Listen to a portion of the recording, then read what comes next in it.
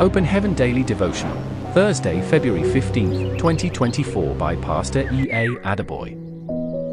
Topic: Why God Chose You. Memorize Matthew 23 verse 12. And whosoever shall exalt himself shall be abased, and he that shall humble himself shall be exalted. Bible text: 1 Corinthians 1 verses 26 to 29. For ye see your calling, brethren, how that not many wise men after the flesh, not many mighty, not many noble, are called. But God hath chosen the foolish things of the world to confound the wise, and God hath chosen the weak things of the world to confound the things which are mighty. And base things of the world, and things which are despised, hath God chosen, yea, and things which are not, to bring to naught things that are, that no flesh should glory in his presence. If God has called you for an assignment, you may be thinking, why is it me he chose out of everyone that could have done this work? Well, Psalms 115 verse 3 says that God does as he pleases. Believe me, he made that decision to use you for that assignment from the foundation of the world. He chose you before he said, "Let there be light" in Genesis 1 verse 3. Ephesians 1 verse 4 says, "According as he hath chosen us in him before the foundation of the world, that we should be holy and without blame before him in love." When I see people that are anxious about their future, I tell them, relax.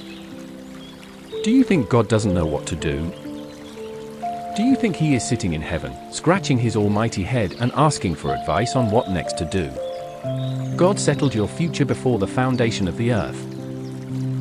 This is why I am not worried. My future was settled before I was born. This is why you should be humble, because you didn't choose yourself. You are not chosen because you are educated or connected. It is the exact opposite. 1 Corinthians 1 verse 27 says that God chooses the foolish things, the weak things, and the things that are naught. If God chose you, it means you are foolish by human standards, you are weak, and you are nothing by human standards. Even if it appears as if you are wise by human standards, the moment you surrender all to God and begin to live strictly by his standards, the world will begin to see you as a foolish person. So, never raise your head in pride about your achievements. Nebuchadnezzar tried it and found himself in the bushes. For the rest of your life, you must be grateful to God. David said in Psalms 34 verse 1, "I will bless the Lord at all times, his praise shall continually be in my mouth."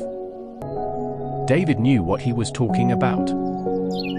God chose him to be the king of Israel even when his family members would not have voted for him if he ran for elections. I believe that right now, God is talking to you concerning this because of how high he wants to take you. If you listen and become humble, then he will lift you, but if you refuse to humble yourself, then you will be abased. Let pride disappear from your life completely. Reflection. Check yourself sincerely. Is there still pride lurking anywhere in your heart? Get rid of it today. To complete the reading of the Bible in 1 year, please read the book of Numbers chapters 19 to 21 today. Our devotional hymn is hymn 14, "Oh What a Wonderful, Wonderful Day." Oh, what a wonderful, wonderful day, day I will never forget. After I'd wandered in darkness away, Jesus my Saviour I met.